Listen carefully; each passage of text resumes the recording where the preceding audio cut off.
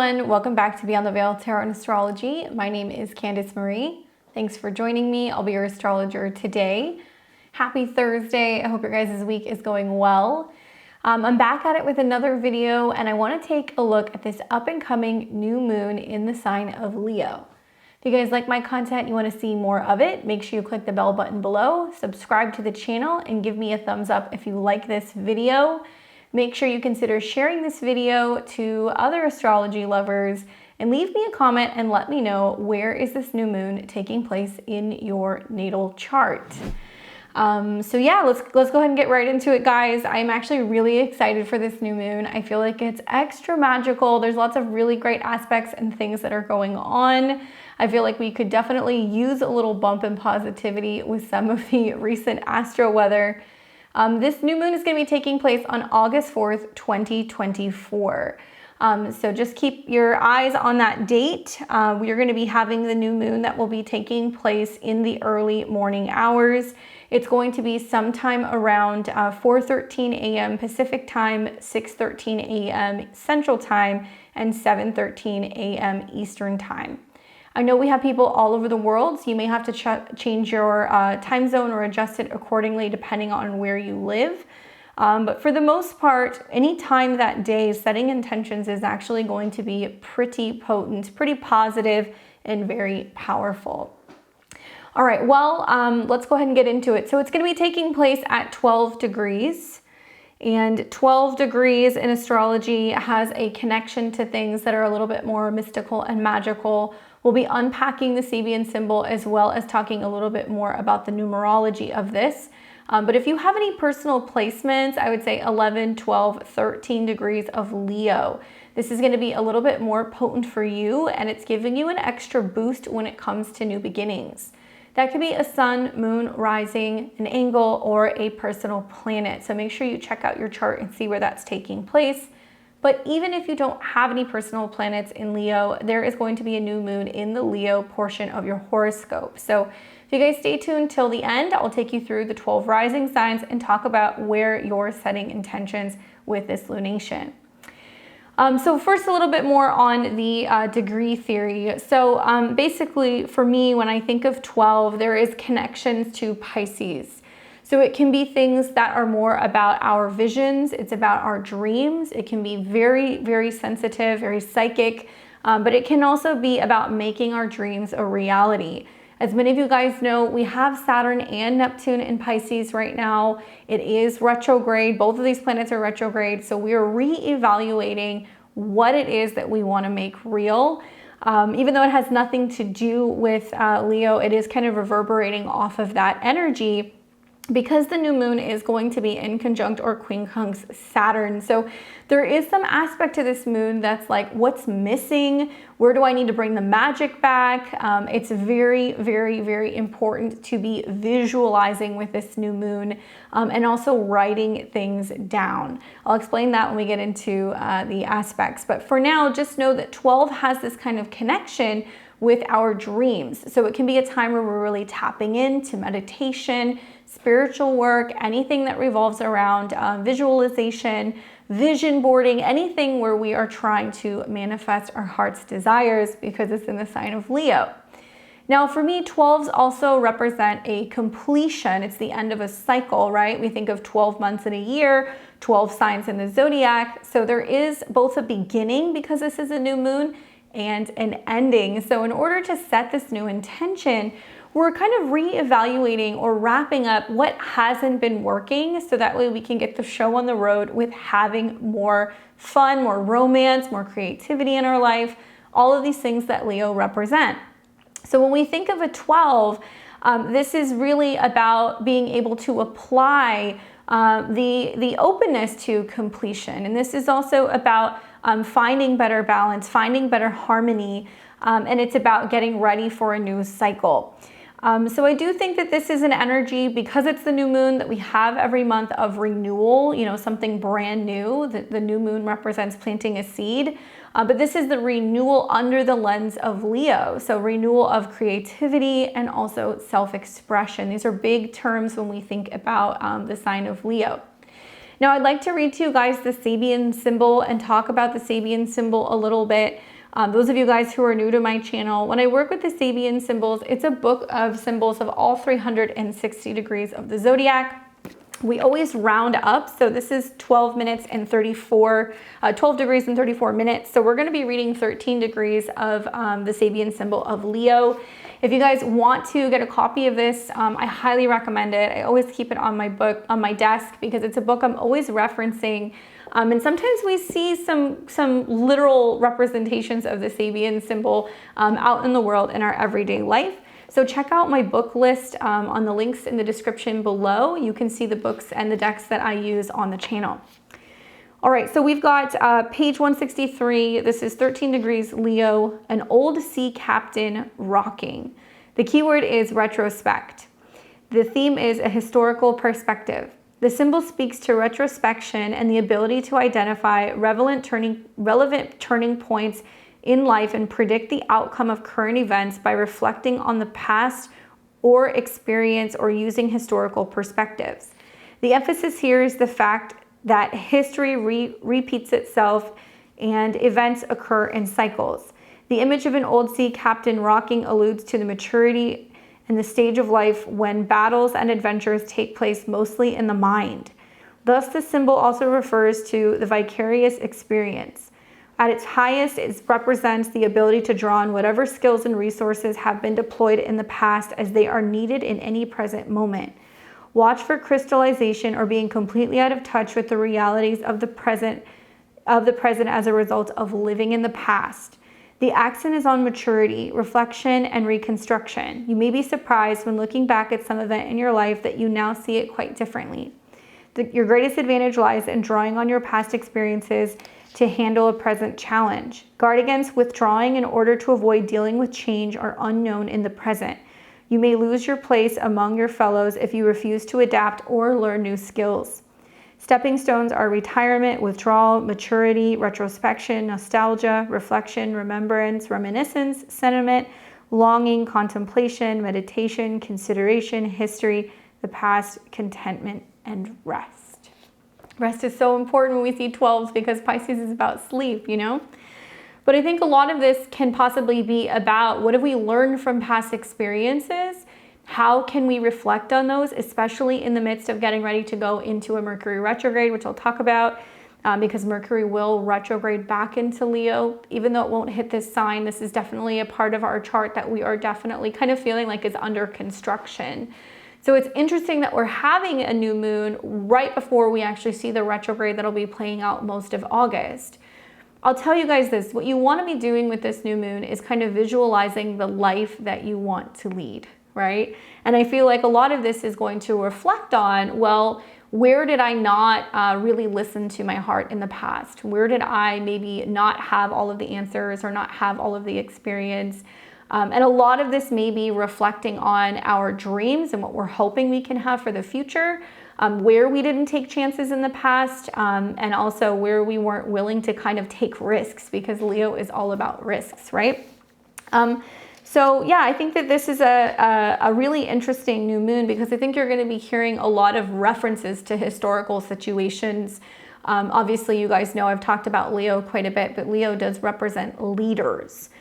So we're going to be hearing a lot about past leaders and what has happened in past situations, whether that's leaders of particular groups or leaders when it comes to political figures. It may also be a lot connected to celebrities and stars and like Hollywood, because obviously that's kind of what Leo is connected to. And also I think of like, when I think of 12 degrees of Leo, I think of like when kids are in elementary school and they go to school and they talk about, you know, like they have that day where they're, well, this is what I want to be when I grow up, right? And you kind of dress the part or you draw a picture of yourself or like whatever, because you're talking about what you hope to be, what you dream to become when you're older. It really reminds me of that kind of putting on the costume of Leo and kind of playing the role and fantasizing 12 degrees of what you will become. And so what you guys want to remember is that where intention flows, energy goes, right? So we want to be focusing on the intentions of what we're dreaming to become, and then we'll use the retrograde to kind of implement the necessary changes to be able to do that. I think I recently saw on social media, it was like a video where I believe it was somewhere in I want to say like China or somewhere in that part of the world, where a teacher used AI. Okay, this is perfect because 12 degrees is connected to images, and it's about like projections, or it can be paintings or videos, whatever. But a teacher asked each of her students, what would you like to be when you grow up? And she used AI to take a picture of their face and then asked AI to generate them as an adult in that particular role. And then she brought them up one by one, and she presented them with this portrait of them as an adult. Some kids wanted to be firemen, other people wanted to be doctors, other people wanted to be in the military, you know, the whole like laundry list of things we want to be when we're little kids. And it was so awesome to see like their face light up and they clutch this image, this photo, because they're like, oh my gosh, this is what I could become, right? So powerful being able to see an image of you potentially in the future, and like, you know, being in that position and playing that role, and like the impact that that has on younger people in incentivizing them to really stay the path if that's really what they're you know, dreaming of becoming when they're a grown up. It reminds me of this degree. So even if you're not there yet, and even if you are a grown-up, right? Some of my favorite grown-ups still, even in their 40s and their 50s, don't know what they want to be when they grow up. Definitely I'm one of them. But this is about visualizing and creating something that is inspiring for what you can become. Now, you want to apply that obviously to which house this is going to be kind of landing in.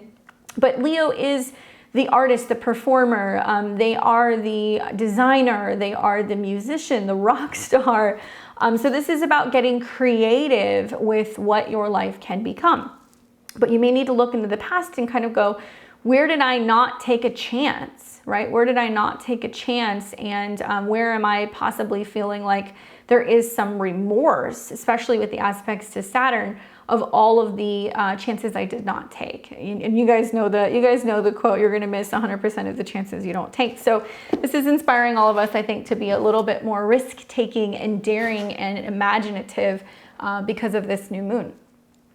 So when I think of Leo, I think of like lights, camera, action. That's something that always comes up for me, playing the role, being center stage, and it's big main character energy.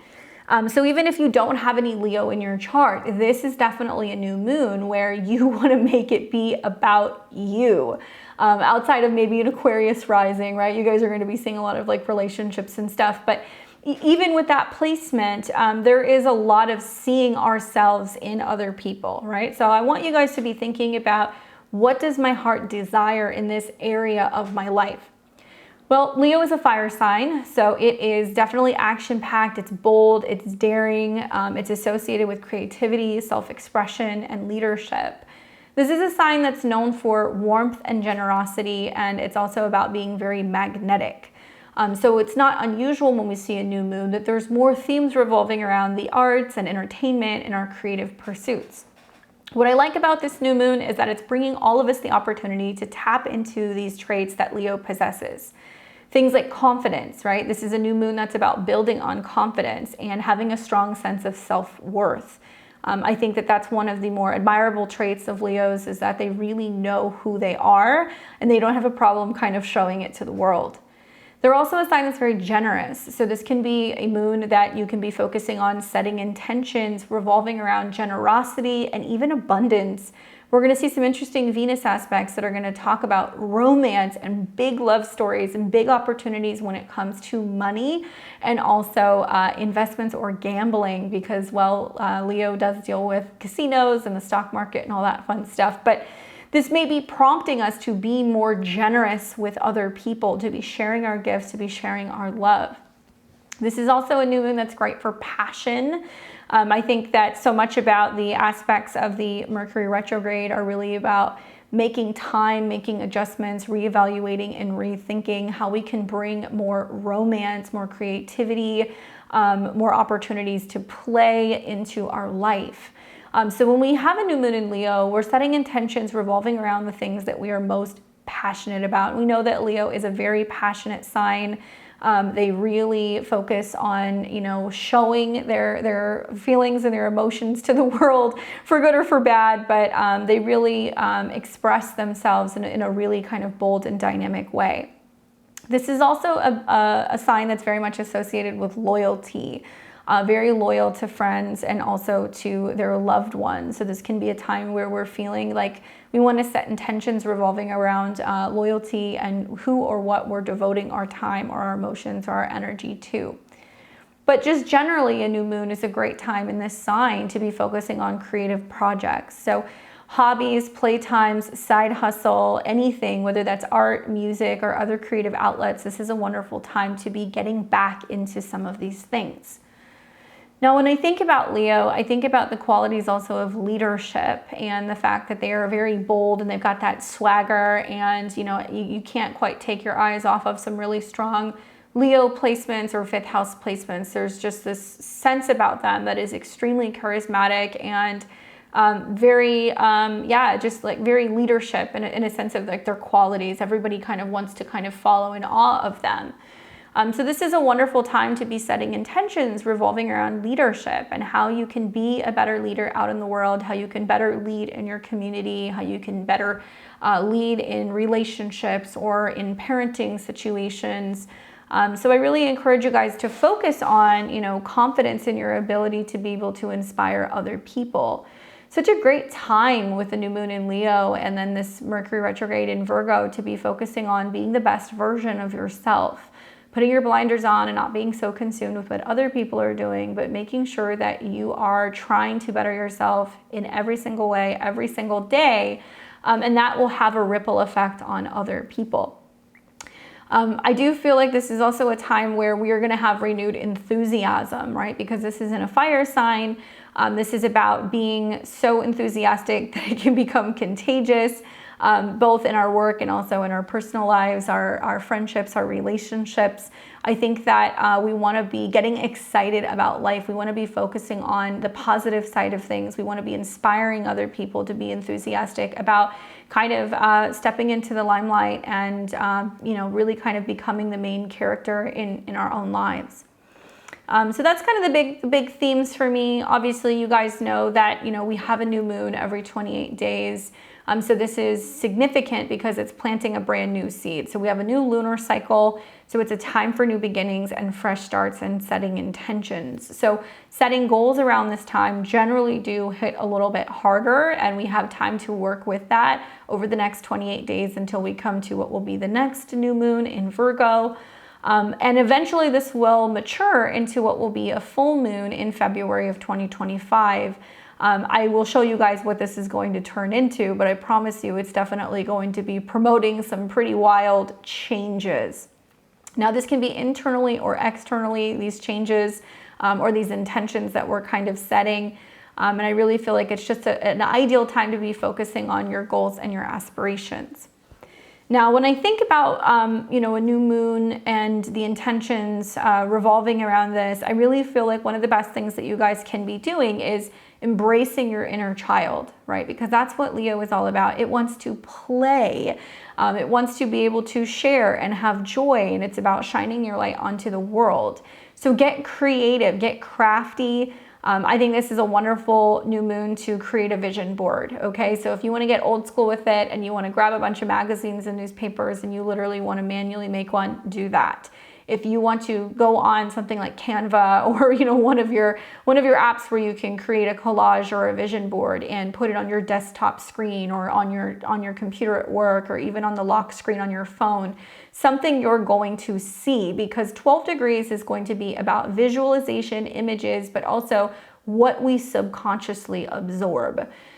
That also means that we want to be mindful of what we're seeing, what we're watching, what we're believing, what we're listening to. So we want to be able to kind of fill that space of screens and things that we're looking at kind of subconsciously all the time with things that are going to be helping us set forth these intentions towards positive things. So, find maybe images, words, quotes, things that inspire you, that represent your goal for the coming month or even 6 months down the road when this becomes a full moon. Now, because Leo is a fire sign, I also really recommend doing something revolving around fire. So you could do something as simple as lighting a tea light, sitting down, doing a meditation where you're visualizing everything that you're trying to kind of set your intentions on. And maybe that's it. It can be that simple. It doesn't have to be anything crazy.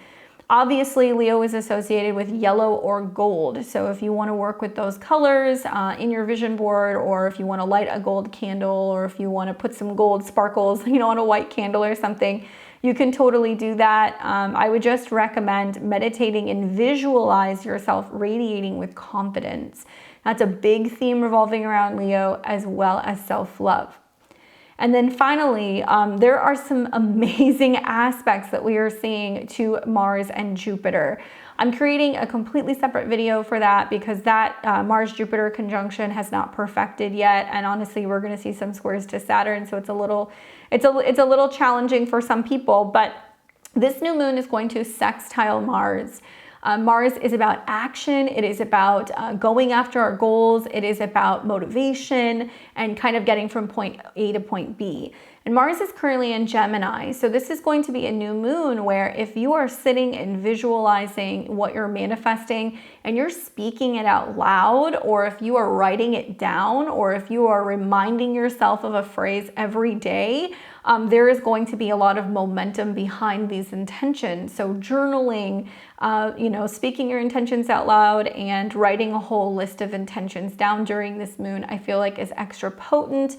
Not only because of the sextile to Mars, but the conjunction to Jupiter. And Jupiter is what we wish for. It's what we pray for. Jupiter is what we believe in. And so, you guys are going to see that believing is a verb with this new moon. It's not just going to be setting the intentions and visualizing and doing nothing. Fire burns. That means we have to act on some of these intentions that are going to be coming from the new moon. You may consider also maybe like writing a letter to your future self. You can do that, inner child work, or doing any kind of work with like healing the inner child can be wonderful as well. I really love, because of the 12 degrees, and it's kind of like that fantasy visualization. Oh, your the craziest dreams and desires that you've always wanted. Write them down, put them in an envelope, maybe put a piece of citrine on top of it, or put a piece of pyrite on it, or put it somewhere where you're not gonna lose it, and it can kind of manifest. And then in 6 months' time, when we have the full moon, I want you to read this list of things to yourself, because I think you're gonna be kind of mind-boggled when you see the full moon that the things may come about in a bit of a curveball way that you never anticipated, but they likely will come true. And I'll show that to you guys in a minute. But yeah, just some things that you can kind of consider for working with this full moon. Now, before I get to the aspects, I just want to talk to you about the themes. I've gotten into the habit of kind of, before even breaking down the angles and the aspects and the degrees and stuff, I just kind of sit with it and I look at the chart and I ask myself, like, what are the themes that my subscribers or my audience kind of need to be aware of in a more kind of intuitive fashion? And I think for me, the big one that kind of came up is, Mercury will be retrograding back into Leo.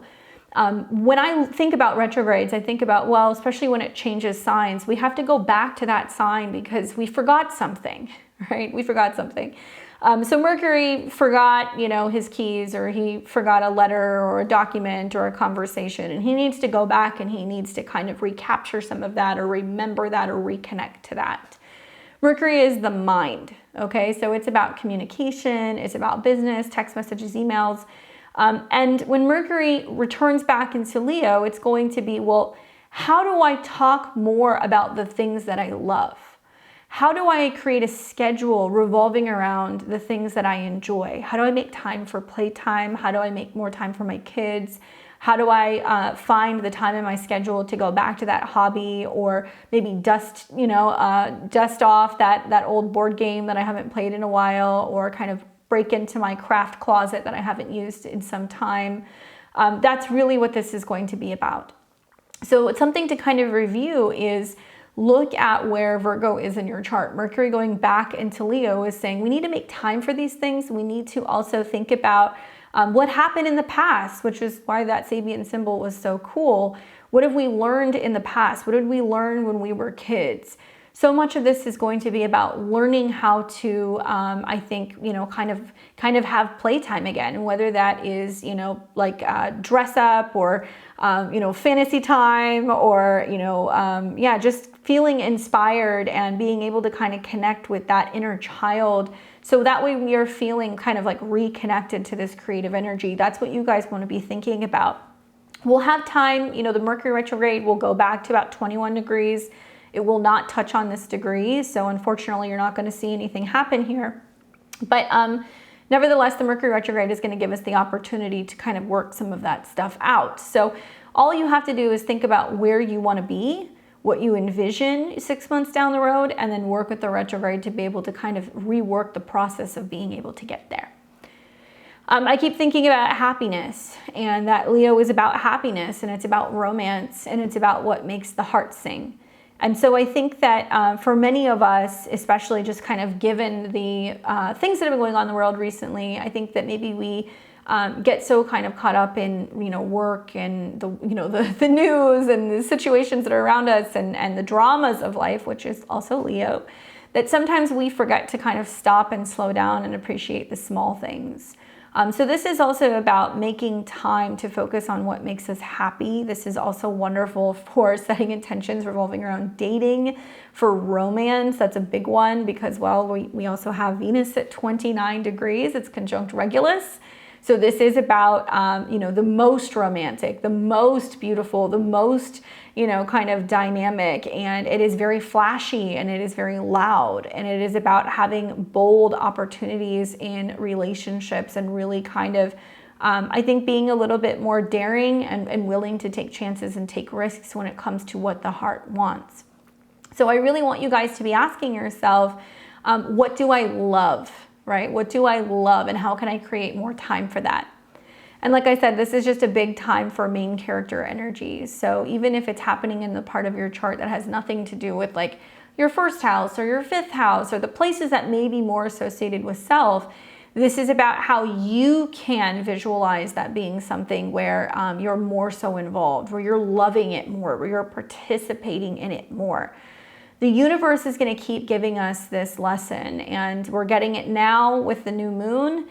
Just after this, I think on the 5th, Mercury is going to go retrograde, and it's going to be coming back into Leo. And then later this year, we're going to have a Mars retrograde in Leo. So get comfortable with the Leo area of your chart. This is going to be an area that's going to kind of be getting exercised all year long. So let me show you guys how this becomes a full moon really quick, because this is going to be wild. You guys are watching the new moon. In about 2 weeks, when we get into this new moon, I'm going to show you the full moon. But there are a number of interesting aspects that we're going to see with some of the full moons throughout this year. The next full moon is going to be almost exactly square Uranus and Taurus. We are going to have a full moon in Scorpio season that is going to be in conjunction to Uranus and Taurus. And then we are going to see down the road, when this becomes a full moon, this is that crazy one I was talking about, this one, square Uranus. And then here is the one that's conjunct Uranus, that's gonna be in November. And then this will become a full moon in Leo, also square Uranus. I mean, part of it is, you know, Uranus is still in Taurus. It's gonna be there, you know, in and out even until next year. So when we have these moons, it's not unusual that it's squaring it. But this is why I said to you guys, dream big with this moon, because what's going to happen is when we get into this full moon, it's going to square Uranus. Uranus will actually be the focal point of the full moon. And that means that it'll be an anything goes full moon. You're going to have to see kind of what happens with this up and coming one in August and also in November, because that'll kind of give you some insight. Globally, you know, Leo deals with the stock market, Taurus deals with the banks, Aquarius deals more with what's going on with politics. So when we have these full moons, they're all kind of like reverberating off of each other with some of these squares. And Uranus does force us in a way to kind of say we need to evolve, we need to break free, we need to make changes. And I think a lot of it, you know, with Uranus squares in any capacity is, you know, we don't have to have money to have fun, right? We don't have to focus on possession and see possession as love. We don't have to base our relationships off of what we're physically getting from other people. We're trying to break free of some of these kind of like materialistic ties when it comes to Leo things, relationships, when it comes to having fun, when it comes to our hobbies, when it comes to our children, all of that stuff. So this will become, like I said, a full moon in about 6 months' time. And this is what you're going to see. And what's interesting is that even the day before, there will be a Mercury cazimi. Okay, so Mercury will be conjunct the sun, which by the way rules Leo, so a little different. We've got a new moon this time around, so the sun and the moon are in conjunction, basically meaning that the conscious and the subconscious are coming together, and you know, the sun is shining a light on the moon and it's reverberating off of each other. You'll also see some positive aspects to the moon's nodes. So for the most part, this is a really beautiful new moon. Dream big, guys, just dream big, because I think that even if you miss with whatever your intentions are come the full moon in February of 25, you're probably going to be shockingly surprised where you made so many changes. You were so focused on creating a life that you love that maybe it will surpass your intentions that you set. And then it's like a bigger romance, a bigger payout, you know, a bigger creative kind of thing that turned out to be better than you could have ever imagined. That's just kind of the vibe that I'm getting. And I think that with that cazimi right before, that's right when we're going to kind of get the word that's like, oh my gosh, this thing is happening. This is crazy. I never expected this. But yes, out of the world, it's going to be a lot of financial stuff. So we'll see how that goes. All right, so let's go back to this new moon. Let's focus on what's happening right now. And like I said, this is going to be on August 4th, 2024. So when I break down the aspects of the moon, I mean, the actual aspects that the moon is making, I think are wonderful. There's really not much that I can kind of pick apart in regards to this particular moon. There's one aspect, but you guys know I always say there's always something going on with like the cosmic jam band in the sky. But there's really beautiful aspects. So the sun and the moon come into conjunction, and that is what is seeding something. 12 degrees, so look at where you've got stuff at 12 in your chart. It will activate that. It'll make some kind of an aspect to it. And also just look at the house that Leo is in. Then we have got the trine that we are going to be seeing to the moon's own nodes. Okay, so north node in Aries, right? Bold, daring, sometimes combative, a little feisty, but it's independent, entrepreneurial. It's amazing. When I see the trine that's taking place and it's a fire trine, this means that there is action, there is energy, there is momentum behind this new moon. So action is what we want to be thinking about, actually taking action and making things happen.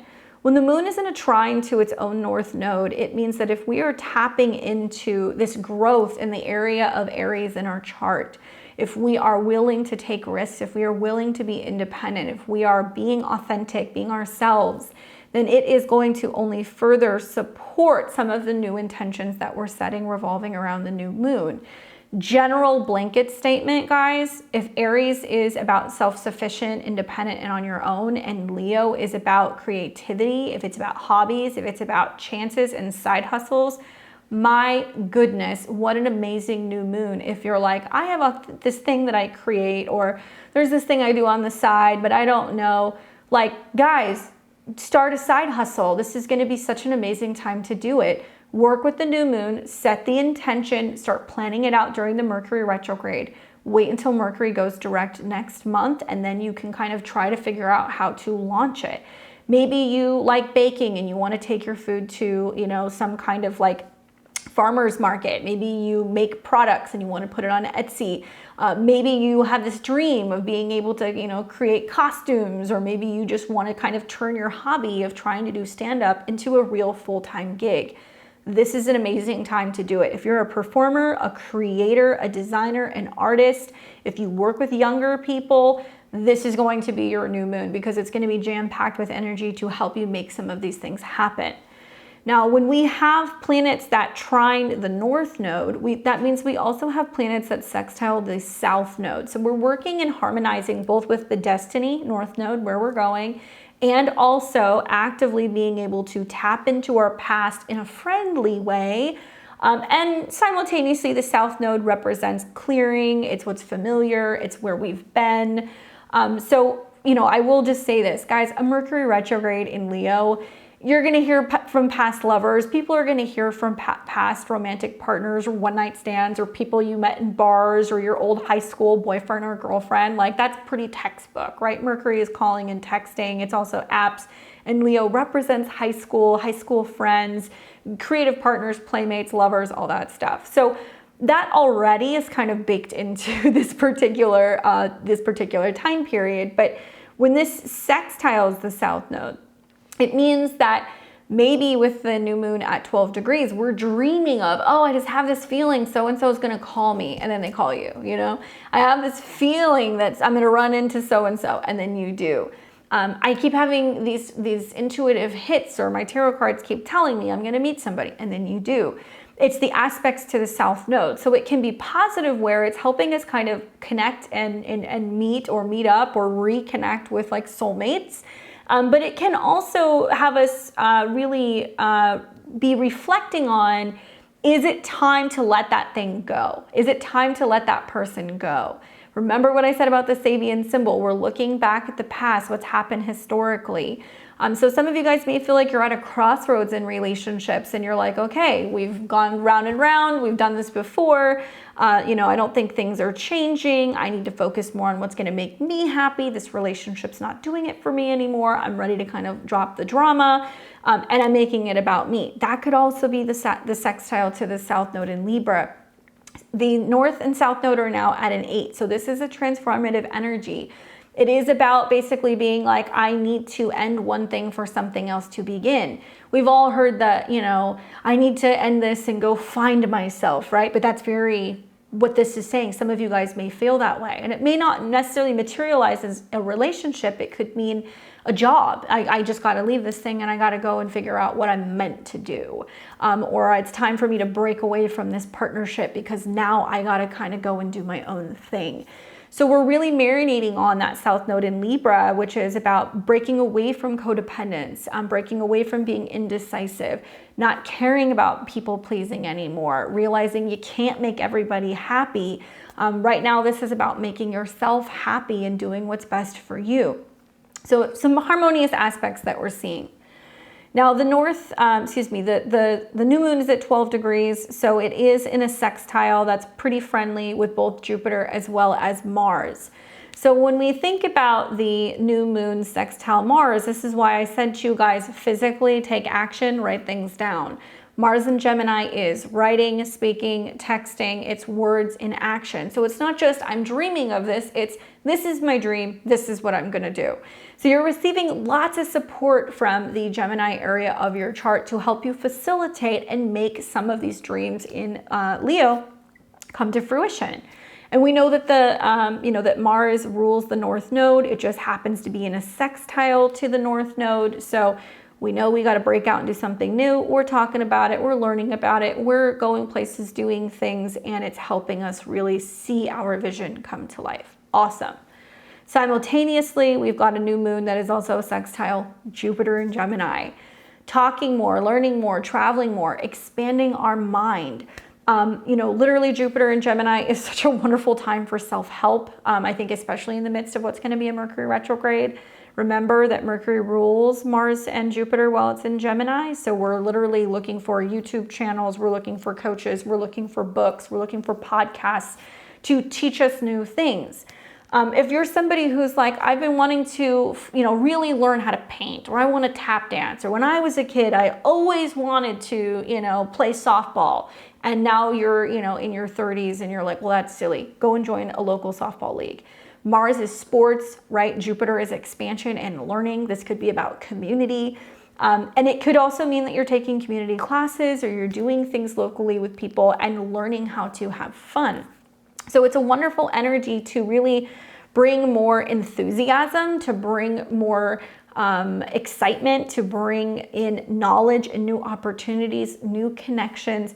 And also I think it's really about surrounding yourself with people or places that are going to be a little bit more positive when it comes to really helping your mindset, because that's very much Jupiter. So If you guys are like, I've been in a negative rut, I've been kind of down on myself about things, I have been sucked into what's been going on in the news, this is a time to be like, I'm picking up a hobby that I'm gonna go and learn how to do that's gonna fill some of my free time, so I'm not like doom scrolling, right?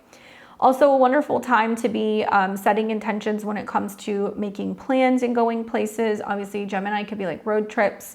And we've got Leo, which represents kids and children. So some of you guys might be planning on going somewhere in August, right before the kids go back to school. So that could be another way that that kind of plays out.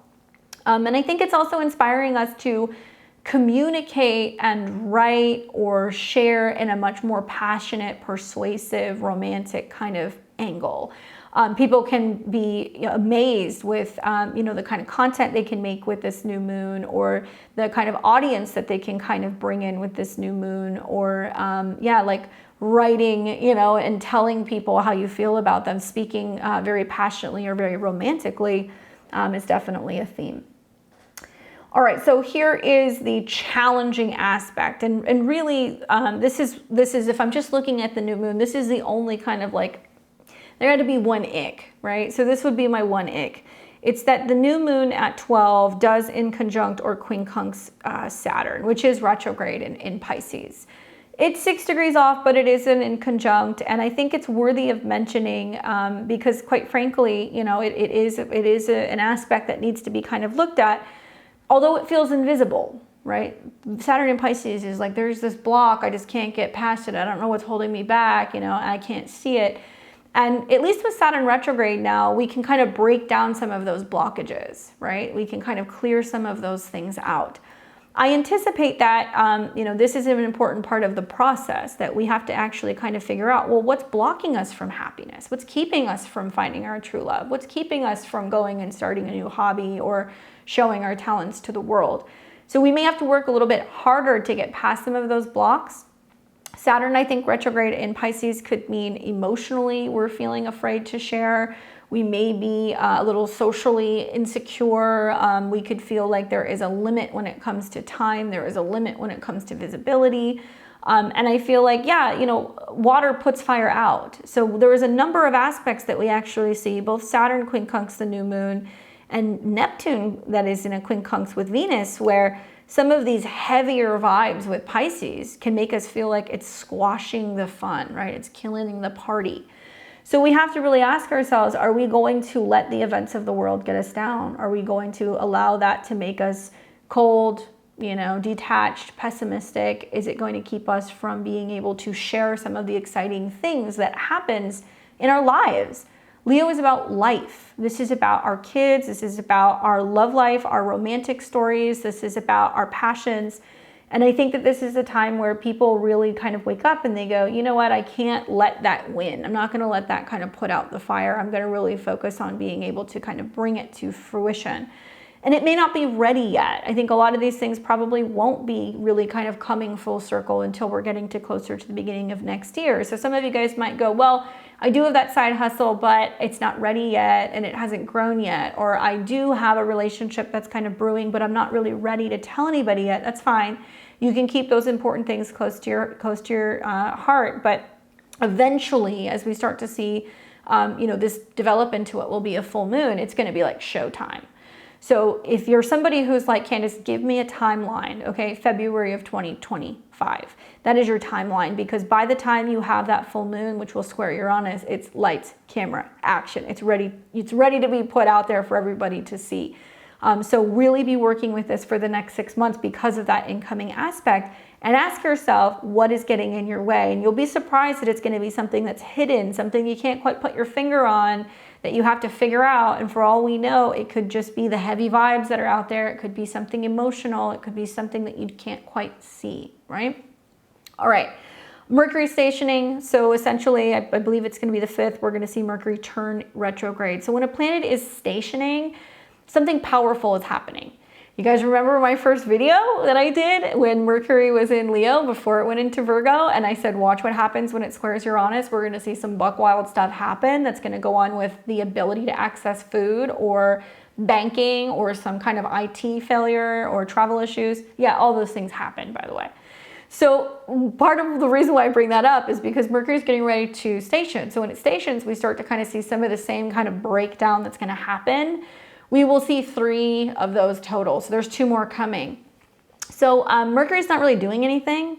It is in a slight square to Mars. And so I think that with that in a slight square to Mars, there is this pressure that we feel to communicate. And Mars in Gemini says, right now, do it right now. We got to get going, got to get going. And Mercury in Virgo is like, hold on a second, Gemini, like slow down, like don't rush me. I got to kind of do my editing and get everything in order and make sure it's perfect. So we don't have our ducks in a row yet, is essentially my interpretation. There is a sense of us wanting to get the show on the road and we want to do something, but we recognize that there is a process, that we need to be organized, that we need to make the time, we need to adjust our schedule or our habits or our job or whatever to make time for these things.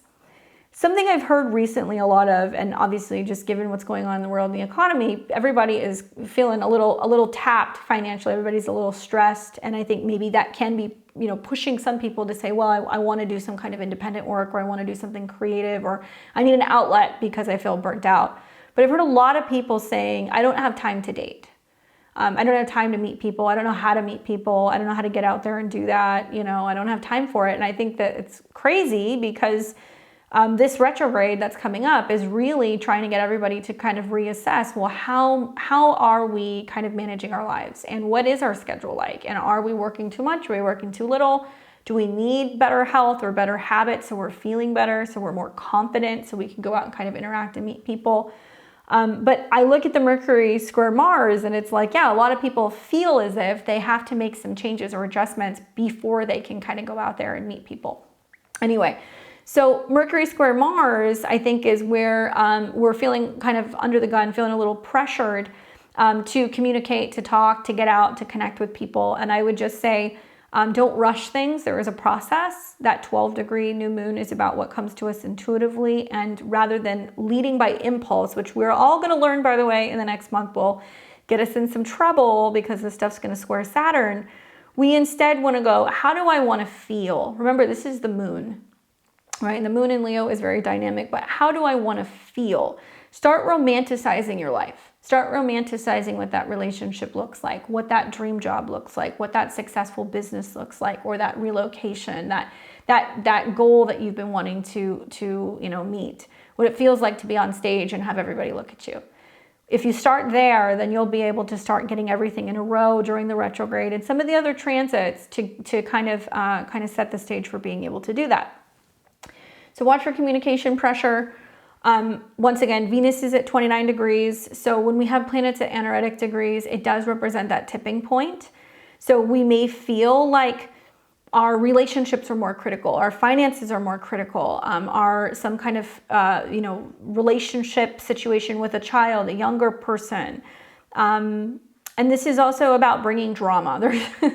There's definitely some drama here, guys. With the South Node in Libra, and Lilith in Libra, and Venus is the ruler of these two, there's going to be a lot of drama revolving around relationships and loyalty and whether or not people are committed to one another, whether some of this Mercury retrograde that's taking place in Leo is bringing up drama in relationships because we are dealing with situations with other people. And yeah, I think we will see some of that can inevitably happen, but this can be positive because this can be about a significant turning point in relationships where we're wanting to gain clarity.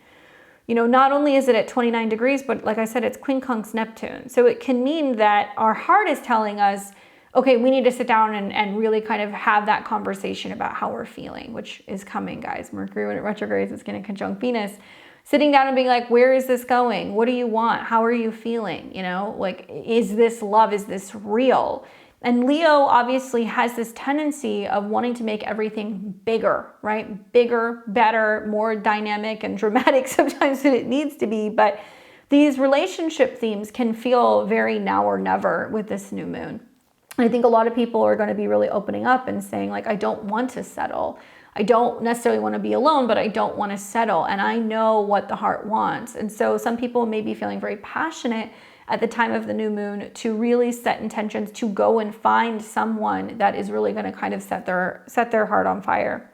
Watch for issues or discrepancies in love and money, miscommunications and misunderstandings, not gaining a lot of clarity. Neptune at 29 degrees wants to hide things. It wants to keep things very mysterious. So it can mean that, we're trying to work through some of these issues of why we're not connecting, or why we're not finding the right person, or why there is some sense of, distance, or kind of feeling like separateness in certain relationships, and wanting to kind of get to the bottom of that. Then we're going to see Venus trine Chiron. Okay, so that's about a 7 degree trine, but it's a trine. So this is really helping us when it comes to, relationship and self-healing. I think so much of Leo is about your inner child, or it's about your heart, or it's about your self-love. After all, that's what the 5th house is about. So this is about really needing to love yourself and love yourself some more. And in doing so, you're able to heal yourself, trine to Chiron, and then set these intentions for being like, wow, when I become the best version of myself, I'm only going to bring that or better into my life, right? And so I think that this is really opening the door through, art or creativity or performance to heal ourselves and to be able to kind of do that, which is why I think like crafting in any form of self-expression is so important during this new moon. And then finally, we are starting to see Jupiter coming into a square with Saturn. Now, it's not perfected yet, so it has not hit it officially, but it is coming in August, and you guys are going to start feeling it. Think of Saturn as throwing a lasso around Jupiter, okay? Saturn is about hard work, determination, timing, limitation, responsibility, maturity. And sometimes it does feel like there's setbacks, or there's some seriousness or heaviness to the situation. Jupiter is the opposite of that. It says, I want to party, I want to travel, I want to indulge, I want good times, and I want to expand, especially in Gemini when it comes to communication and learning and information and ideas. So as we start seeing this, Jupiter-Saturn square, Saturn is trying to limit Jupiter from expanding too quickly. And I think that does kind of play on that 12 degrees of Leo, which is like, we can't do it right now. We have to come up with the plan or the vision or the blueprint, before we're able to, put that out, before we talk about it, Mars and Jupiter, before we launch the website, before we, kind of get going with the trips or the ideas or the contracts. So there can be this feeling of hurry up and wait, not quite yet, almost there.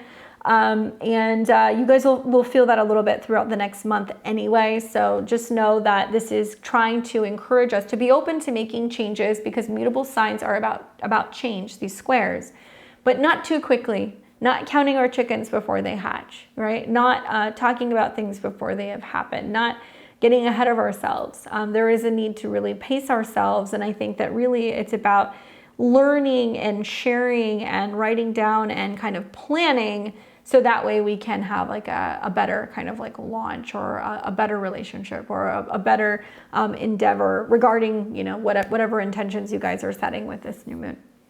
Anyway, that's the long and short of it. Obviously, Venus is still kind of in a square to Uranus. Some of you guys are watching this prior to that square taking place at the beginning of August. So I don't even know how it's going to manifest yet. I'm just going to tell you Venus is going to be having some grand reveal. Because we have already seen that Mercury squared Uranus, and we saw the communication and the technical and the travel, kind of fall out. The Venus-Uranus square is how that now impacts us financially.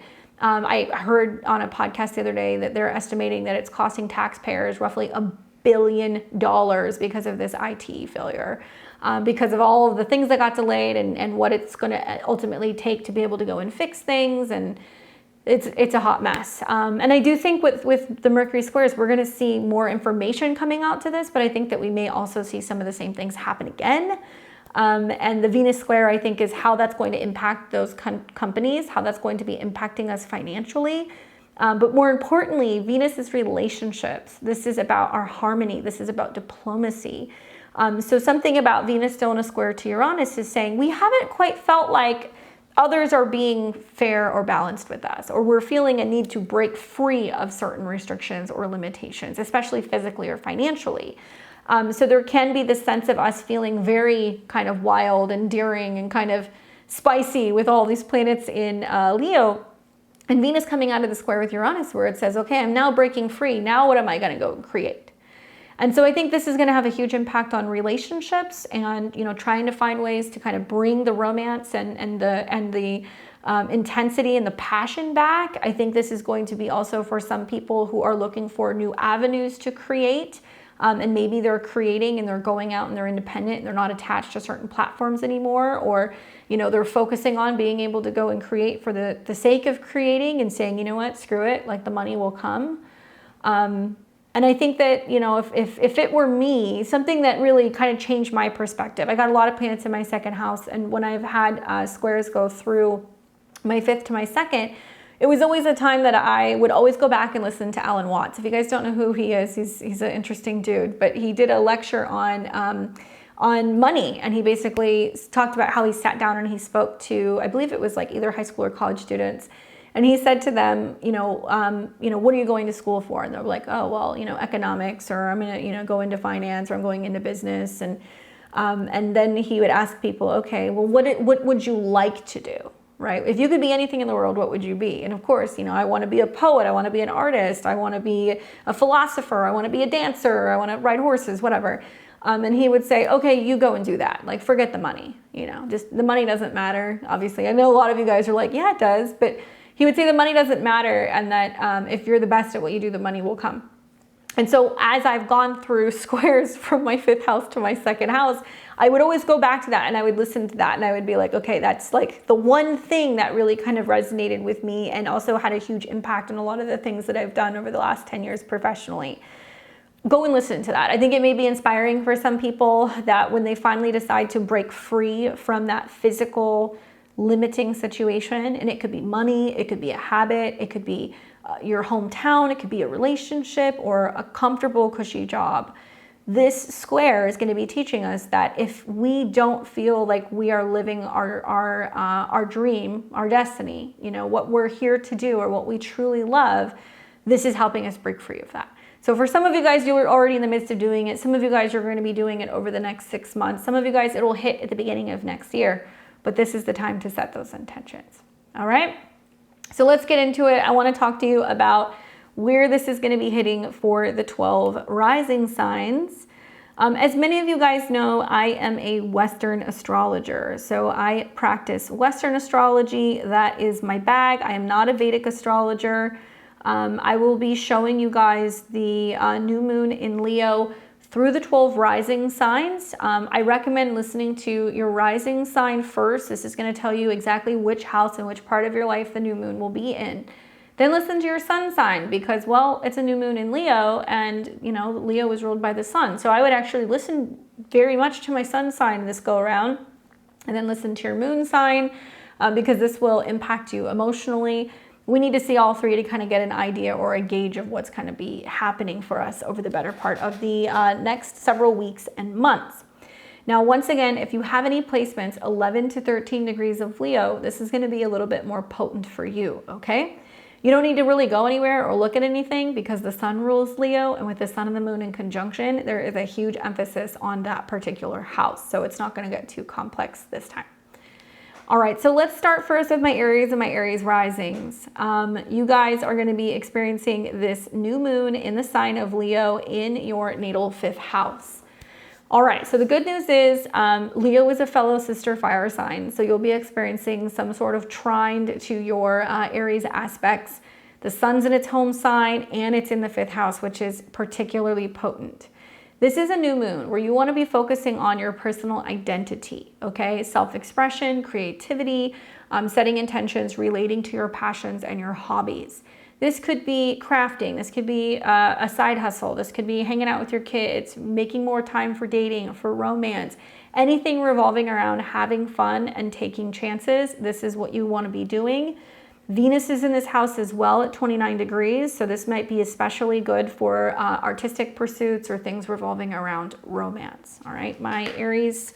So let me know how this goes for you guys. And my goodness, like the sextile between Mars and this new moon makes me feel like a lot of the creative endeavors are going to involve writing or traveling, media, websites, other things that you're starting to kind of put together or something new that you're learning.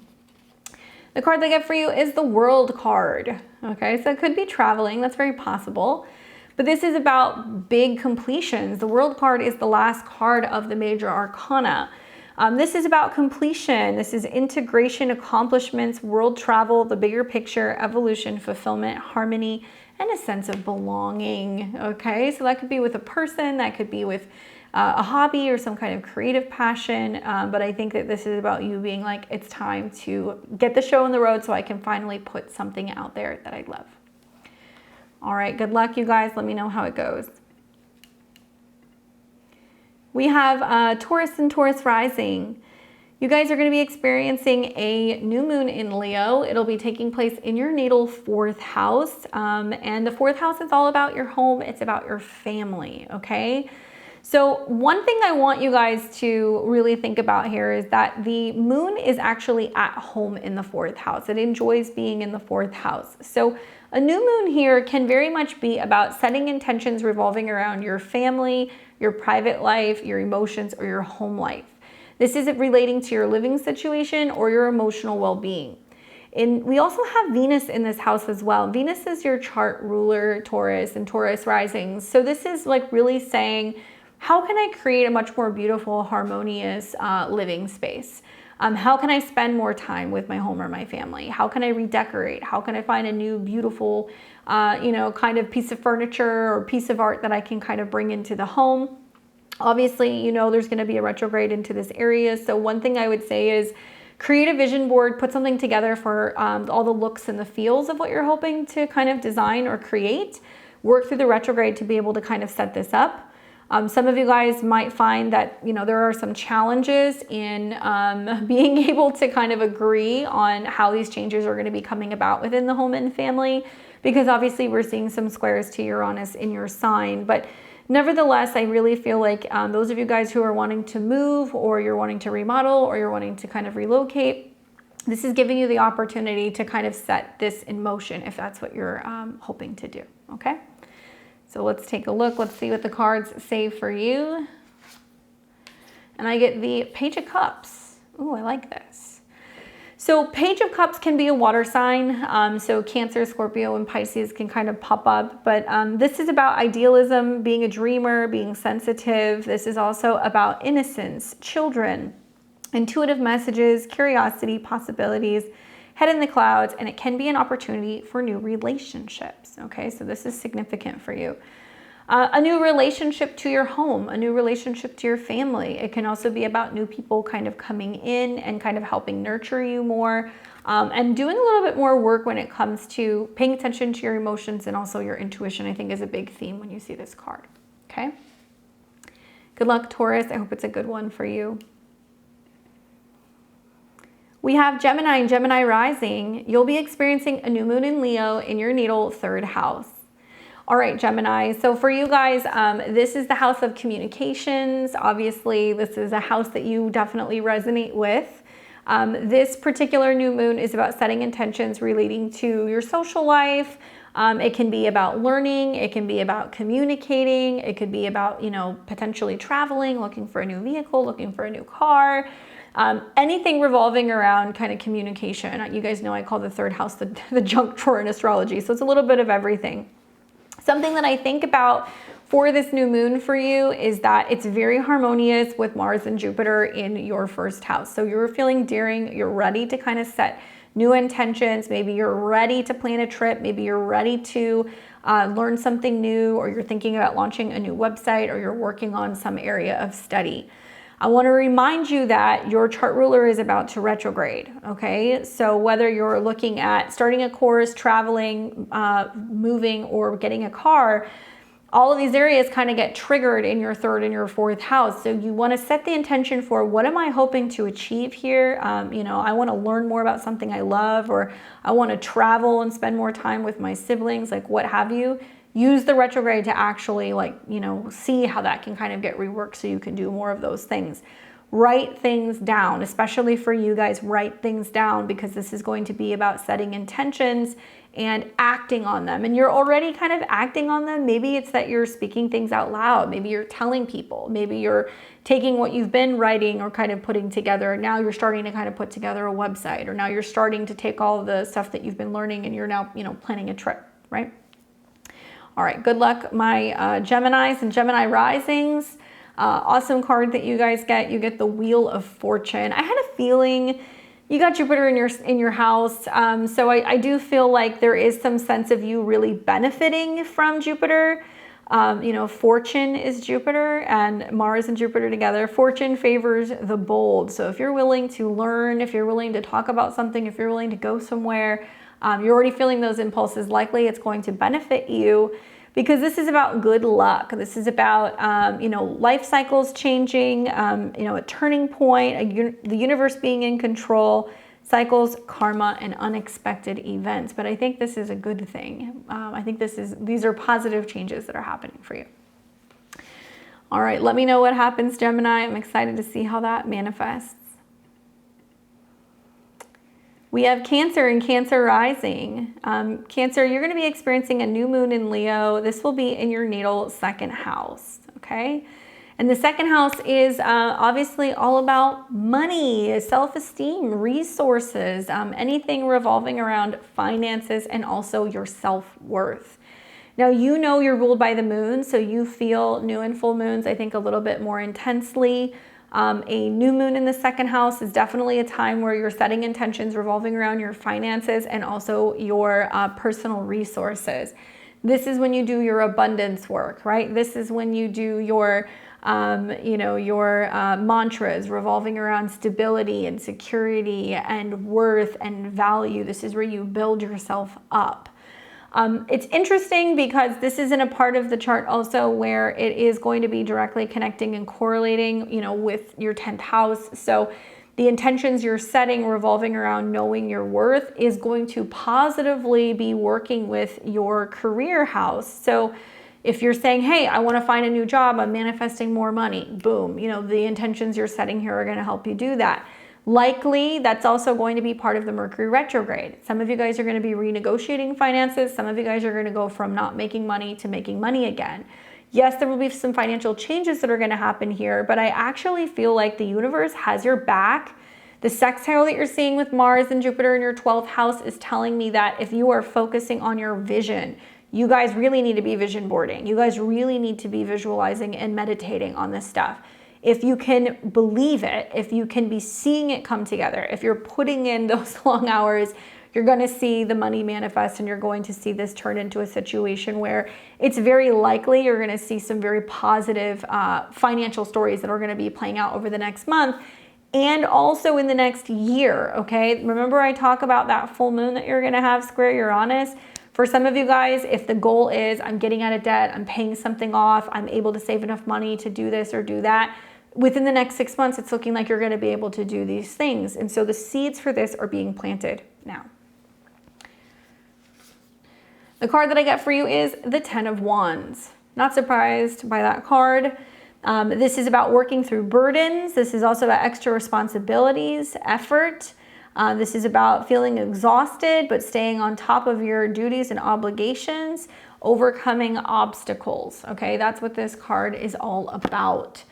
I will just tell you that there is nothing that you can't make happen with this new moon. Okay, you just have to be able to visualize it. And it does mean that you're probably going to be doing some extra work behind the scenes to get to the point where you're feeling like you're not just surviving, you're thriving. But 10s are about a completion of a cycle. So it's about not giving up and being like, okay, I'm right on the brink of being able to kind of break through. Good luck, Cancer. Let me know what happens. All right, we've got Leo and Leo rising. This is going to be your new moons, my Leo and Leo rising. So I hope it's a good one for you guys. Essentially, new moon, new you, right? That's what this is all about. I think about the sun ruling your chart. The new moon's going to be in the first house, and the sun is very strong in the first house. So there is going to be a huge focus on personal identity, your self-expression, your creativity. I think you are really setting intentions revolving around who you are, what you look like, right? What you want people to see, how you dress, what your clothes and attire is like, how you kind of project yourself to the world. And this is where you set your own personal goals. What a beautiful new moon with Venus being in your first house. This is for a lot of you guys, I think, setting intentions for a major glow up. And it doesn't necessarily mean it has to be physical. It could be emotional. It could be in terms of your career because Venus is there and that's connected to your 10th house. I will say be cautious because even though you have this vision for what you're trying to build, it could be your brand, it could be you, Mercury is going to turn retrograde in this house. So we want to focus on, okay, what am I hoping to achieve? And then as Mercury retrogrades into your first, what do I need to reevaluate? What do I need to tweak or change to be able to reach these goals, right? That's really the long and short of it. Trines to the North Node in the 9th house is what you're learning, where you're going, and how you're a little bit more optimistic, I think, about what the future holds. And really, you're tapping into lots of support that's coming from your friends, your communities, your networks. You're receiving lots of support from other people. There are people who want to hang out with you. They want to meet with you. They want to kind of connect and gather. So all eyes are on you with this new moon, my Leos and Leo risings. And I want to remind you that this will become a full moon next year in February, where you're going to have a square to Uranus in the 10th house. So you'll see the sun in the 7th. Big career turning points, big turning points for your status when it comes to, you know, I used to be an employee, now I'm a CEO. I used to be single, now I'm married. You know, there's gonna be big changes in terms of who you are in relation to other people. That will come about as a result of the intentions that you set for yourself right now.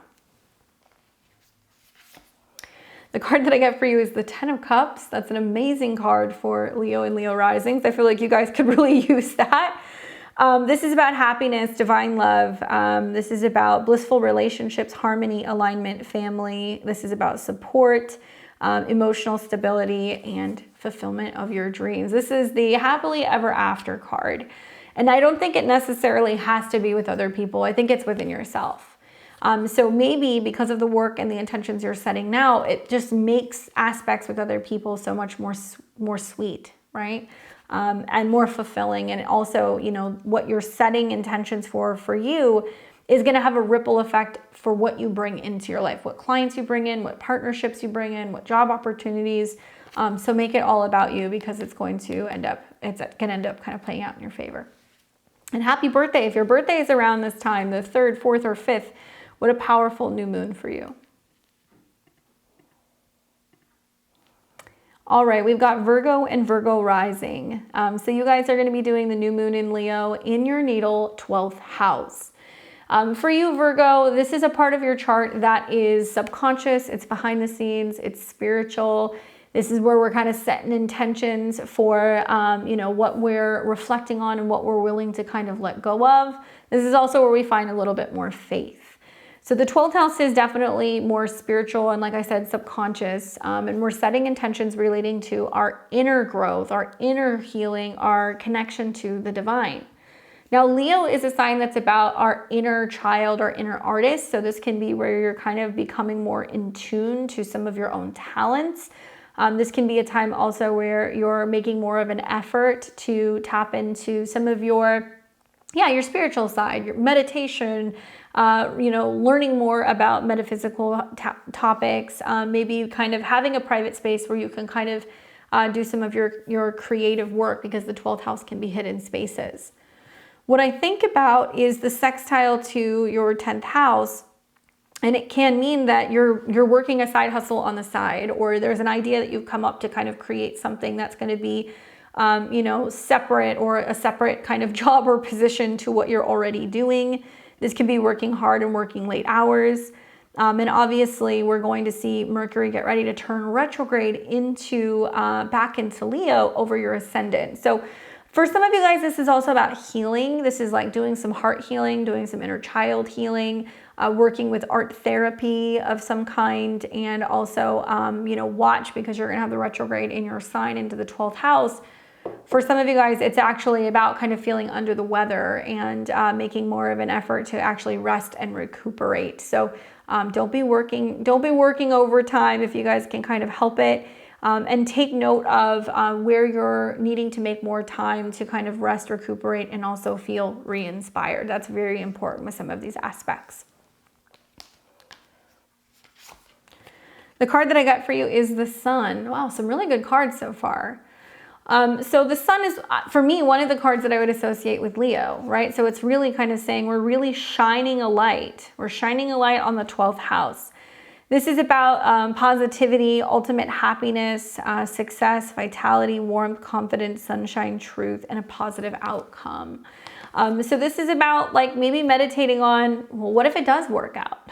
What if things do go well? What if I don't have to worry? I know, difficult things sometimes for Virgos to think about, but this is about trying to see the bright side of things and focusing on bringing more of that in for you.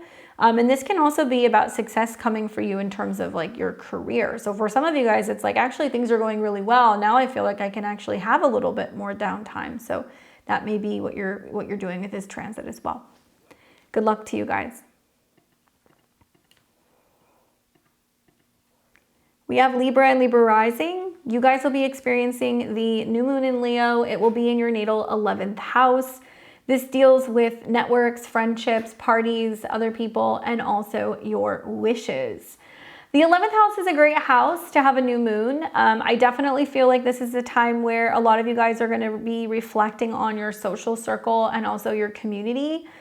This is about setting intentions where you can kind of connect to your audience better. And this is also about friendships, group projects, and humanitarian efforts.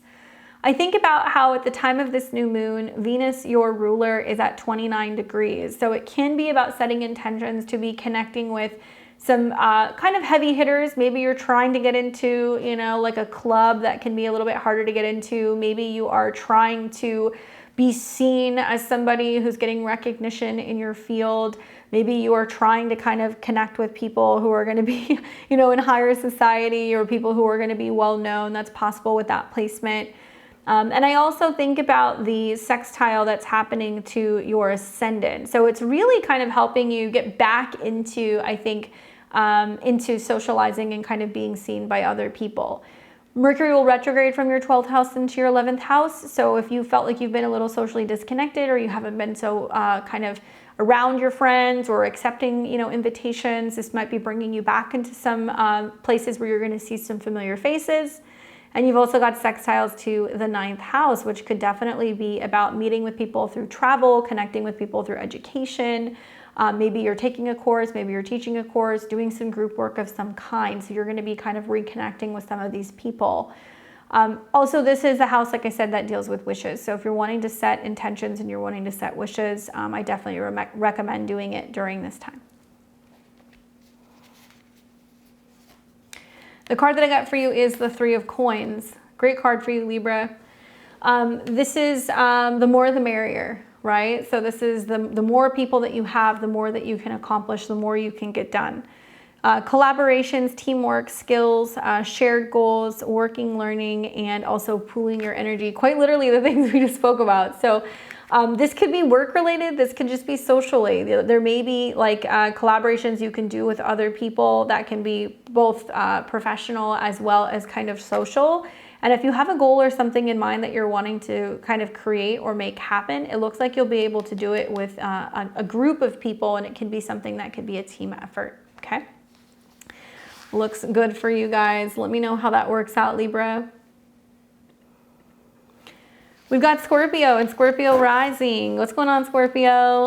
You guys are going to be doing this new moon that's going to be taking place in Leo, and it will be in your natal 10th house of career, public life, reputation, responsibility, okay? So Scorpio, this is the new moon that you want to be setting intentions when it comes to your professional life.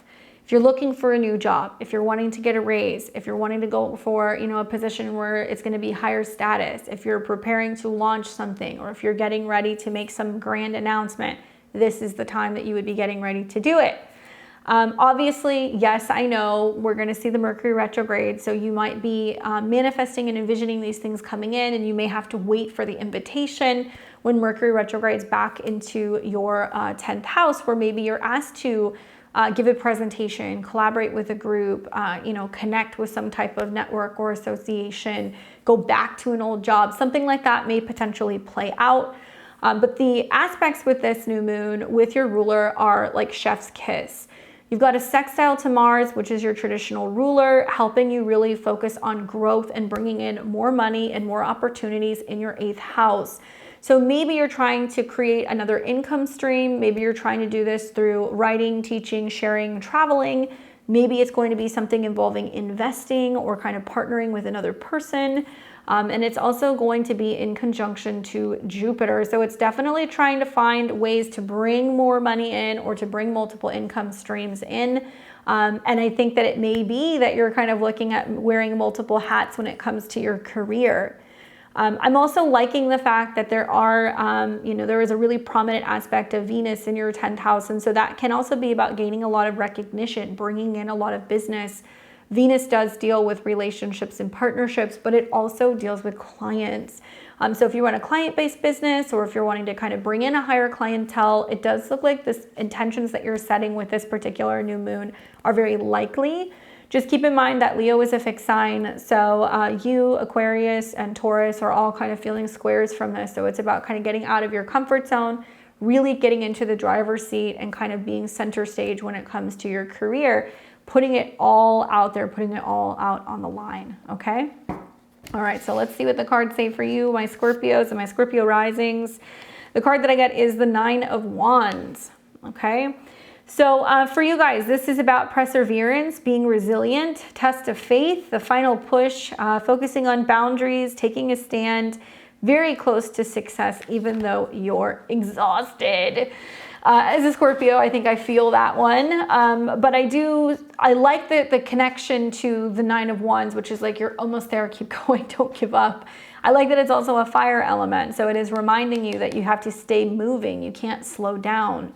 You've had eclipses in your 6th house. You've had also retrogrades in your 6th house. So there has definitely been a focus on organization and productivity and healing. So I do think that with this card coming up, it's just kind of reminding you, like, it's all a part of the process, even though you're kind of feeling wiped. Maybe it's about trying to find a way to work smarter, not necessarily harder. And maybe that is some of the sextiles that's happening to Mars and Jupiter in your 8th house. Some of you guys are going to have some storylines where you're receiving some kind of support, some kind of an inheritance. Maybe you get a bonus or you get a payout, or your partner kind of comes into some money that's going to help give you the opportunity and the space to kind of reconfigure where you're going with your career. Okay? Good luck, Scorpio. Let me know how it goes. We've got Sag and Sag rising. You guys are going to be experiencing this new moon in Leo in your natal 9th house. What a beautiful new moon for you, Sagittarius and Sagittarius risings. My goodness. So first of all, Leo is a fellow sister fire sign. So you're going to be actually the sign that's going to be experiencing a fire trine, especially if you've got anything like 6 to, let's say, like 12, 13 degrees. You will see a trine going from your sun, moon, or rising to Aries to Leo. So that's going to create a lot of action. There's going to be a lot of action that's going to come from the intention set with this particular new moon. 9th house new moon is a focus on growth and expansion and adventure, right? Words that you like because, well, the 9th house is traditionally associated with Sagittarius. So I think you're going to feel right at home with this new moon. I think that this is about setting intentions relating to education. What do I want to study? Travel, where do I want to go? It could also be about, personal philosophy. What do I believe in? This is a time that I think that maybe you're planning trips that might be going on later in the year. You may be, planning on writing a book or going back to school or teaching a course or, focusing on new advertising, for a business. So all of these things can kind of come through the 9th house. Beautiful, beautiful aspects to Jupiter, which is obviously your chart ruler. So the sextile to Jupiter in the 7th house means you're going places, you're believing in things, you're having experiences, you're growing because you're doing it with another person, right? Jupiter in the 7th, there is some expansion going on with a relationship. For some of you guys who are partnered, it's your spouse or your significant other. For others, it's somebody who you're traveling and then meeting. For others, it is your siblings, or maybe you're going on a road trip and you're meeting your cousins or your uncles or these kinds of things. So there will be other partnerships and collaborations that are happening where you're traveling to go and meet other people. You have met somebody and they're asking you to travel, or maybe you're planning a trip to go somewhere with someone else.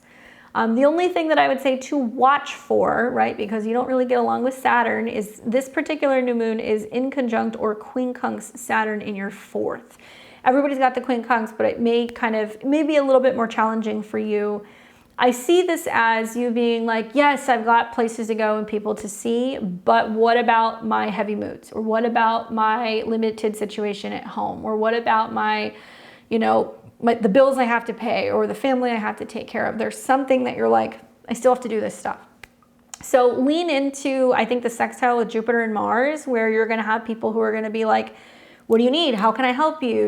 Like trying to kind of get you to break out of a funk or not feeling so limited emotionally or being stuck to home. And they can really kind of help you feel a little bit more inspired in the midst of this new moon. Okay. And obviously, if you're wanting to start writing a book or publish something or go to school or something, this would be the new moon that you're starting the process of doing those things. The card that I get is the Justice card, which I love because I feel like this is really talking about your 7th house of somebody who's going to come and help you kind of balance things out, right? So the Justice card is about justice, fairness, universal laws, karma, cause and effect, truth being revealed, legal truth, accountability, and consequences. So the 9th house can be about law and legality. So those of you guys who are like, oh, I have to file a lawsuit, or I am going through a separation, or I am seeking an attorney, it can be that. This also does sextile Libra. So it may mean that if you're feeling like something is out of balance or out of whack, this might be the time that you're like, I really believe that this is or is not fair, or these are the kind of changes I need to make to kind of readjust the scales, right? Lots of karmic things at play with that South Node sextile, so watch for that. Good luck, Sag. We've got Capricorn and Capricorn rising. What's going on, Capricorn? You've got a 8th house new moon in Leo that's going to be taking place here at the beginning of August. The 8th house and Leo obviously is a sign and an angle that in conjunction or quincunxes you. So it does ask you to get out of your comfort zone. The 8th house is all about shadow stuff that sometimes we don't want to look at. Sometimes it does deal with some things that we need to heal or overcoming fears or, working through some kind of trauma. But it's the house of transformation. This is the house of intimacy. This is about merger with other people physically and also financially. Shared resources and setting intentions regarding investments, debts, and deep connections. These are the kind of the themes that we think about when we look at this particular house. So we're setting intentions for how can we do better with these things. I guess the one thing that I'm really kind of looking at is that, this is very financial. You've got a new moon here, and then in 2 weeks' time, then you're going to have a full moon in your 2nd house that's going to square Uranus. So there's some big money storylines that are kind of playing out for you. And I think really the goal with this is, how do I transform something about my joint resources? How do I change my relationship with money? How do I focus on managing debt? How do I learn how to ask for more? How do I overcome some of my fears with financial insecurity? That's kind of what we're working with. The other side of me says Leo is about romance and drama and creativity. And so it's getting creative when it comes to navigating these things. It's also kind of asking yourself, do I need more passion? Do I need more intimacy? Do I need more excitement in my life? So this can be a time where you're bringing that back in, right? Obviously, Venus at 29 degrees in the 8th house can be an indication that there is opportunities for money to be coming your way. The next full moon we're going to see in Aquarius will square Uranus in your 5th house. So you may be making an investment here that can pay off in a very big way in the immediate next month, but it can actually play out over the next 6 months. And it may be stuff revolving around investments and kind of moving around money, and things revolving around, like retirement and other things that you've kind of set aside. One thing that I will say is that this does in conjuncture quincunx Saturn, which is your chart ruler. So it's trying to get you to think differently about resources. It's trying to get you to communicate and ask questions that you may not feel comfortable asking questions for. You may have to go back and look at documents, text messages, conversations, emails, and be reviewing them to be able to better navigate whatever is going on with this particular new moon. And ultimately, I think the Mercury retrograde, that's going to be in your 8th house. And that might be about going and working with somebody who's an accountant or a tax professional or somebody who's helping you work through some kind of financial or legal situation, okay? The card that I got for you is the 8 of Wands. I I like this card. This is a sexy card. So it can definitely be about intimacy and opportunity to kind of better express yourself and connect with people. But this is a card that's also about fast communication, movement, rapid change, immediate action, and excitement. So whatever you're working through, where you feel maybe a little insecure, you're not so sure, or you're afraid to kind of get into that 8th house energy, things will change rapidly, like this. And I think it'll be in the immediate next month, because you'll see that next full moon that's going to square Uranus, which I think could, for some of you guys, be like a big, positive change when it comes to your love life or finances. But this is about rapidly kind of managing or kind of jumping into the 8th house and being like, okay, I want to make a change here. And obviously this is a fire element, so it means that it'll happen very swiftly. Good luck. All right, we've got a new moon in Leo for my Aquarius and Aquarius risings in your guys' natal 7th house of relationships.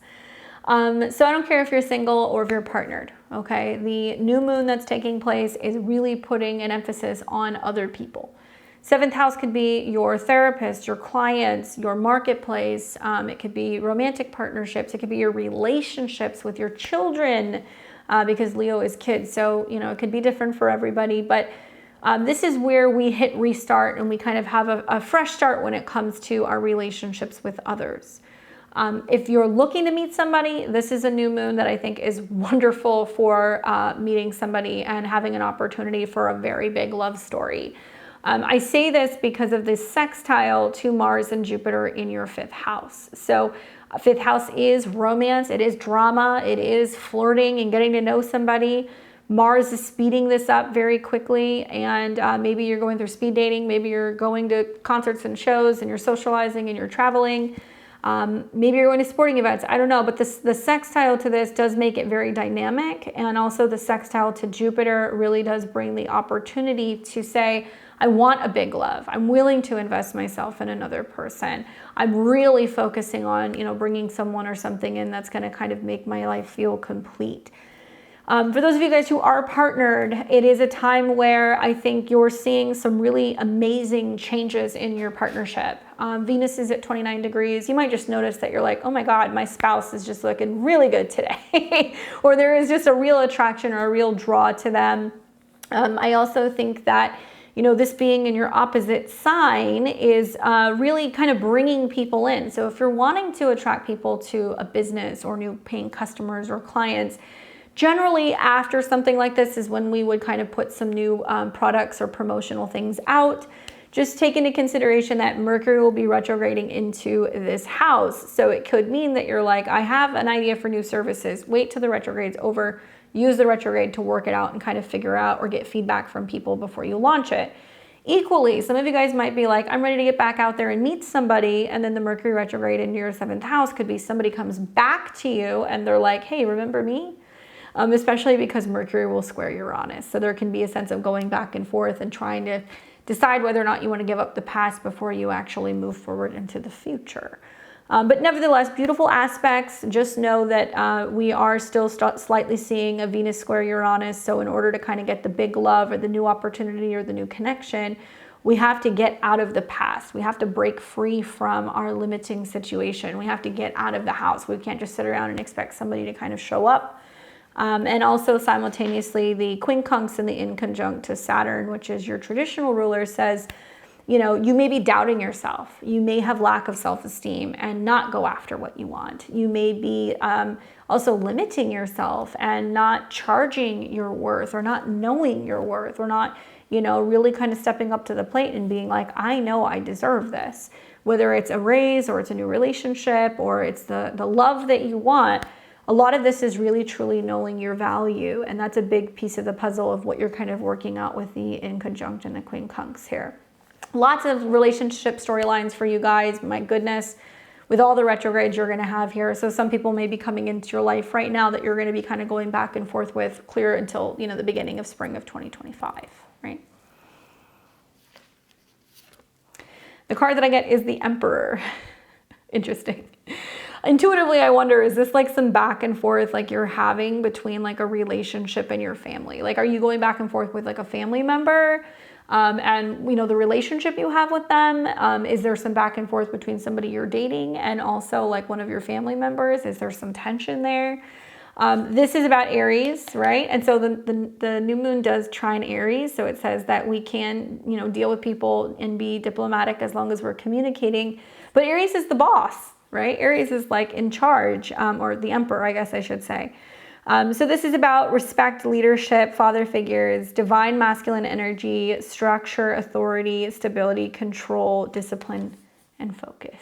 So maybe you're hoping for more of that from your partner, right? And, you know, a new moon in the 7th house is very similar to you having a new moon in your 1st house. So maybe they're focusing on those things. Maybe that you're going to see more of that. Certainly with Venus and the sun in the 7th house, you're definitely going to see some forces to be reckoned with when it comes to relationships. So good luck, you guys. And we have our Pisces and our Pisces risings. You guys are going to be doing this new moon in Leo. It's going to be in your natal 6th house of health, habits, and routine. Obviously, also in conjunct quincunx as you. So it's about getting out of your comfort zone. It's about making some changes, some tweaks to your health and your habits. So for you guys, I really see this as a time where you're examining your health routines, or you're examining your productivity, or you're looking at your to-do list, or you're maybe even looking for a new job. This is about setting intentions relating to your job, daily habits, and also your self-care. Now, you're going to have a retrograde here, okay? So Mercury will be retrograding from relationships into your health and habits. So I see this as some of you guys are going, I need to get back to the gym, or I need to get organized, or I need to find a new job, or, you know, I'm needing to kind of be better when it comes to my health, whatever. So the retrograde may actually mean that you're getting help from other people, that you're like, oh, I need to reconnect with my old coworker and see if they have any, you know, availability or openings. I need to, you know, call up my trainer and start seeing them again. I need to, you know, ask my partner to help me kind of reorganize my office space. These are things that may potentially be coming up for you. So you're going to have some help. You also have sextiles to the South Node, which I think is about like detoxing, decluttering, releasing, and letting things go. Once again, Libra, other people can help you do that. For some of you guys, it's like getting rid of relationship baggage. That may be part of what you're doing. And you do have a sextile to Jupiter, which is your traditional ruler, and Jupiter is in your 4th house of home and family with Mars. So, ooh, this is like go find yourself a Virgo to help you like organize and declutter your space. I know some of you guys are moving, or some of you guys are like remodeling, or you're relocating. So this is about setting intentions to create the schedule to do that, and creating the time to be able to go through things and kind of like get your home or house in order. The one challenge here is that the new moon does quincunx Saturn in your sign. And like, I can't tell you how many Pisces and Pisces risings have said to me, I just don't understand why I don't have the motivation, or I don't have the energy, or I'm not making the effort, or I'm not making the time. Welcome to Saturn and Neptune retrograde in your 1st house. At least they're retrograde. So you can kind of start to see now, like, man, I'm not managing my time well, or I'm oversleeping, or I'm afraid to make change, or, you know, I'm not processing, you know, emotions very well, so I haven't felt ready. Lean on other people to help you do this stuff, and know that the quincunx to your Saturn is definitely showing you like there's a lot of health stuff actually for Pisces risings, between eclipses coming in your 1st house, Saturn retrograde in your 1st house, a Mercury retrograde in your 6th house, and then a new moon. Everything is screaming something needs to change with your health and your habits. So this is the time that you just need to envision what it feels like to feel good, feel healthy, feel productive, feel organized. Your desk in your office may not be that way, okay? It may not be that way, but you're going to envision what it's going to look like to be that. You're going to get creative, Leo, about how you can go about navigating, making some of those changes, and or making more time for creative work, making more time for love, making more time for dating, more time to spend time with your kids, or maybe to hang out with your pets, that kind of stuff. So hopefully that's helpful for you, Pisces.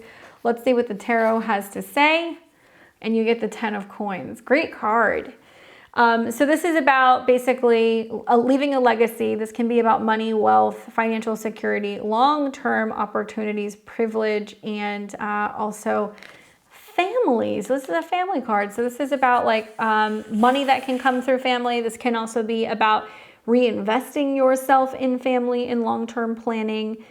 I feel like there's a lot of family stuff going on right now with Jupiter and Mars in your fourth house. So you might feel like your home, your family, your roommates, some situation involving these things are quite demanding of your time. And yes, you're going to feel kind of pulled in both directions because it's both in your fourth house, but it's starting to square Saturn and Neptune. So you may be resistant to some of this stuff, but honestly, I feel like you may find something valuable in cleaning out your space or organizing things. You may find a better paying job. You may find that a health symptom or situation improves, and it makes you feel better and also like more capable of being able to be involved with some of the stuff that's going on with your home and your private life, okay? So I hope that that's helpful for you guys. Obviously, it's so great to see a new moon that is going to be incredibly, I think, abundant and very, very positive for many of us. I hope you enjoyed this video. Remember that it's a powerful time to tap into your creativity and self-expression, your leadership abilities. Let your light shine. Tap into your inner happiness and act on it, okay? That's your homework for the next couple of weeks as we come into this particular new moon. Thank you guys so much for watching. I hope you found this video inspiring and helpful. Don't forget to like, comment, share, and subscribe. Hit that notification bell down below so you stay up to date with all of my astrology content. And until next time, I will see all of you very soon. Take care.